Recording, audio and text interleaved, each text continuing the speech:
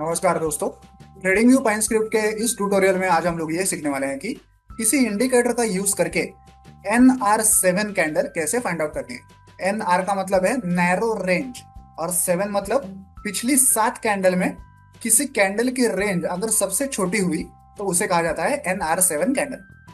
मैं एक एग्जांपल देके आपको समझाता हूँ। देखिए, आपको एक ऐसी कैंडल ढूंढनी है जिसकी रेंज, पहले तो कैंडल की रेंज क्या होती है। देखिए, कैंडल की हाई वैल्यू और उसकी लो वैल्यू, इनका जो डिफरेंस होता है, मतलब high value minus low value, ये जो वैल्यू होती है इसे कहा जाता है किसी कैंडल की या किसी बार की रेंज। ओके, तो हमें ऐसी एक कैंडल है, ऐसा एक बार फाइंड आउट करना है जिसकी रेंज पिछले 7 बार्स में, वो कैंडल छोड़ के पिछले 7 बार्स में उसी कैंडल की रेंज जो है वो सबसे छोटी है। ओके, मतलब इस बार की रेंज 1 2 3 4 5 6 7, इन सातों बार्स की इंडिविजुअल रेंजेस से छोटी होनी चाहिए। ओके, ये एक कंडीशन है। और ये जो बार है इसके पिछले बार के हाई और लो के दरमियान होना चाहिए, मतलब ये बार एक इनसाइड बार होना चाहिए। ओके, तब जाके हम लोग इसे कहेंगे कि NR7 नैरो रेंज 7 बार है या नैरो रेंज 7 कैंडल है। ठीक है, ये एक कंडीशन है। तो इसे ट्रेडिंग व्यू पाइन स्क्रिप्ट में एक इंडिकेटर के द्वारा ऐसे बार्स को चार्ट पे हम लोग कैसे फाइंड आउट कर सकते हैं, ये आज हम लोग सीखने वाले हैं। तो चलिए कोड देखते हैं। यहाँ पे मैंने एक इंडिकेटर बनाया है जिसका नाम है NR7 बार। सबसे पहले हम लोग बार की रेंज कैलकुलेट करेंगे। क्या होती है बार की रेंज? बार की high value minus low value. Okay, then वो बार, वो candle, current candle inside bar है या नहीं, ये हमें फाइंड आउट करना है। तो कैसे करेंगे? करंट कैंडल की हाई वैल्यू प्रीवियस कैंडल की हाई वैल्यू से छोटी होनी चाहिए और करंट कैंडल की लो वैल्यू प्रीवियस कैंडल की लो वैल्यू से बड़ी होनी चाहिए, तब जाके वो कैंडल बनती है इनसाइड बार। जैसे कि ये है, इसकी हाई वैल्यू प्रीवियस कैंडल की हाई वैल्यू से छोटी है और इसकी लो वैल्यू प्रीवियस कैंडल की लो वैल्यू से बड़ी है, तो ये हुआ एक इनसाइड बार। ये पूरी तरह से पिछली बार के अंदर ही छुपा हुआ है। ओके, तो ये एक कंडीशन तो हमारी हो गई। अब NR7 फाइंड आउट करने के लिए हम लोग क्या करेंगे, यहाँ पे फॉर लूप घुमाएंगे। ओके, फॉर लूप घुमाएंगे 0 से लेके 6 तक, मतलब 0 1 2 3 4 5 6, ऐसे टोटल 7 कैंडल्स में हम लोग ये फॉर लूप घुमाएंगे। यहाँ पे एक वेरिएबल क्रिएट किया है मैंने जिसका नाम है इज बार रेंज ओके। इसकी बाय डिफॉल्ट वैल्यू मैंने 0 रखी है। इसका मतलब है कि बार रेंज फिलहाल ओके नहीं है। ओके, अब हम लोग पिछली 7 कैंडल्स में ये चेक करेंगे कि वो जो हमारी करंट कैंडल की रेंज है वो पिछली सातों कैंडल की रेंजेस से छोटी है या बड़ी है। अगर छोटी है तो हम लोग इस बार रेंज ओके इस वेरिएबल को 1 कर देंगे।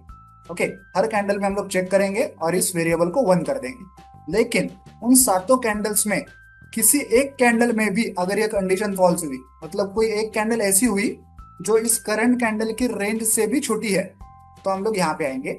यहाँ पे हम लोग इस बार रेंज को 0 कर देंगे, मतलब कुछ तो गड़बड़ है, और हम लोग इस फॉर लूप को भी रोक देंगे, हमें आगे नहीं बढ़ना है। ओके, सातों में से एक कैंडल भी फेल होगी तो पूरा मामला गड़बड़ हो जाएगा, पूरा मामला फेल हो जाएगा और हमें आगे चेक ही नहीं करना है। ठीक है, ऐसे हमने यहाँ पे कंडीशन रखी है। तो हमें क्या चाहिए भाई, सातों कैंडल्स में चेक करने के बाद ये इस बार रेंज ओके वेरिएबल की वैल्यू हमें 1 चाहिए, तभी जाके सब कुछ सही होगा। ओके, 0 हुई तो इसका मतलब कुछ तो गड़बड़ है। ओके, ऐसे हमारे दो कंडीशंस यहाँ पे रेडी हो गई। अब इन दोनों कंडीशंस को हम लोग मिलाएंगे। यहाँ पे इज NR7 कैंडल करके एक वेरिएबल मैंने क्रिएट किया है। वहां पे पहली कंडीशन में लिखूंगा इज बार रेंज ओके, इस वेरिएबल की वैल्यू मुझे चाहिए 1, जैसे यहाँ पे थी 1 चाहिए। एंड ये जो हमारा इज इनसाइड बार वेरिएबल है इसकी वैल्यू ट्रू चाहिए। दोनों कंडीशंस जब ओके हो जाएंगी इसका मतलब है हमें NR7 कैंडल मिल चुकी है। अब इस कैंडल के ऊपर हम लोग एक लेबल दिखाएंगे ताकि यूजर को हम लोग शो कर सके कि यहाँ पे NR7 कैंडल है। हम लोग दो अलग अलग प्रकार के लेबल ड्रॉ करेंगे, एक होगा ग्रीन कैंडल के लिए और एक होगा रेड कैंडल के लिए। कैसे होगा देखिए, कि हमें NR7 कैंडल तो मिल चुकी है एंड वो कैंडल जो है वो ग्रीन है, मतलब उसकी क्लोज वैल्यू उसकी ओपन वैल्यू से बड़ी है, वो एक बुलिश कैंडल है। तो हम लोग यहाँ पे एक लेबल ड्रॉ करेंगे। लेबल ड्रॉ करेंगे उस कैंडल की लो वैल्यू पे, उसके ऊपर टेक्स्ट लिखेंगे NR7 और उसे उस लेबल को ग्रीन कलर।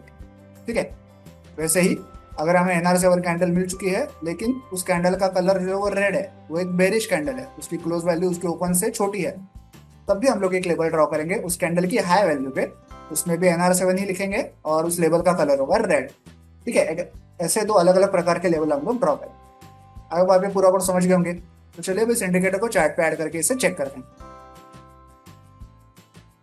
तो देखिए, जैसे ही हमने इस इंडिकेटर को हमारे चार्ट पे ऐड किया, जिस बार का एग्जाम्पल हम लोग चेक कर रहे थे वही बार NR7 निकल आया। देखिए कैसे हुआ। पहले तो एक कंडीशन है कि ये एक इनसाइड बार है, ये जो बार है इसकी हाई वैल्यू उसकी प्रीवियस वैल्यू से की हाई वैल्यू से छोटी है और इसकी लो वैल्यू प्रीवियस कैंडल की लो वैल्यू से बड़ी है, पूरी तरीके से एस रेड कैंडल के भीतर है, तो ये एक इनसाइड बार है। एक कंडीशन तो ओके होगी। और इसकी जो रेंज है हाई माइनस लो वैल्यू है, ये पिछली 7 कैंडल्स की रेंजेस से छोटी है। और ये कैंडल खुद एक ग्रीन कैंडल है, ग्रीन बार है, इसलिए यहाँ पे देखिए ग्रीन कलर का NR7 लेबल हमें दिखाई दे रहा है। वैसे ही ये कैंडल देखिए, पहले तो ये कैंडल एक इनसाइड बार है, ओके, इसके प्रीवियस बार के भीतर ही ये पूरा बार है, तो ये एक इनसाइड बार है, एक कंडीशन ओके हो गई। और इसकी ये जो रेंज है हाई माइनस लो वैल्यू है, ये पिछले 7 बार की रेंजेस से छोटी है, ओके।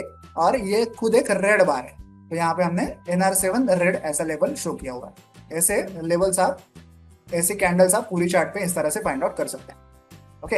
आई होप आप ये पूरा कोड समझ गए होंगे।